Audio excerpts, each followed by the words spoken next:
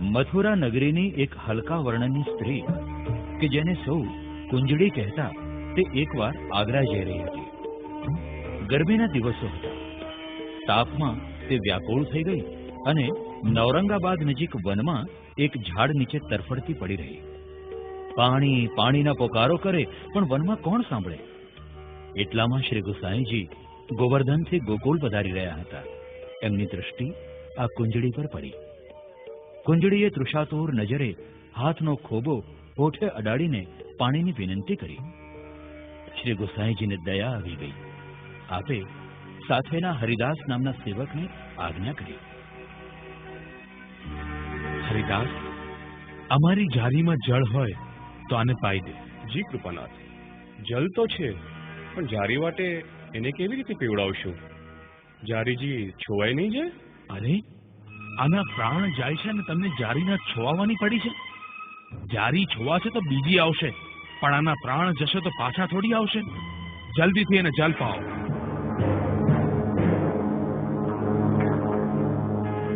હરિદાસ સેવકે તરત જારીજીથી કુંજડીના મોંમાં જલ રેડ્યું. કુંજડીની આંખોમાં ચેતન આવ્યું. શ્રીનાથજી અને શ્રી ગુસાઈજીનું પ્રસાદી જલ, અને તેમાંય વૈષ્ણવના હાથે પેટમાં ગયું એટલે તરત કુંજડીની બુદ્ધિ શુદ્ધ થઈ ગઈ. સ્વસ્થ થઈ એણે શ્રી ગોસાઈજીને દંડવત પ્રણામ કર્યા. હવે આગ્રા જવાને બદલે એ શ્રી ગોસાઈજીની પાછળ પાછળ ગોકુળ આવી અને મંદિરની બહાર પડી રહી.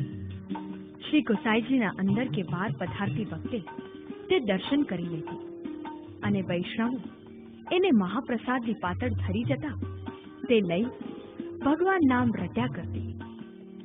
થોડા દિવસ પછી એણે મંદિરની સામે એક હાટડી માંડી. તાજા ફળ ફૂલ લઈ આવે, દૂર દૂરના ગામેથી બિનમોસમી શાકભાજી મંગાવે અને એને ક્યાંય અપવિત્ર જળનો કે વસ્તુનો સ્પર્શ ન થાય એ રીતે સ્વચ્છ જળથી હાથ ધોઈ સ્વચ્છ જળનો છંટકાવ કરી જાળવીને તાજા રાખે. બીજા કોઈ ગ્રાહક આવે તો એને બમણી કિંમત કહે, એટલે કોઈ ખરીદે જ નહીં. પછી શ્રી ગુસાઈજીના માણસો આવે એટલે અડધી કિંમતે માલ વેચી દે.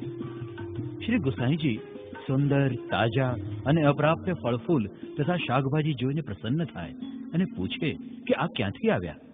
ત્યારે કુંજડીનું નામ દઈ સેવકો એના વખાણ કરતા. એક હલકા વર્ણની અભાણ ગમાર સ્ત્રીએ પોતાના પ્રાણદાતાની આવા ઉત્તમ પ્રકારે આજીવન સેવા કરી.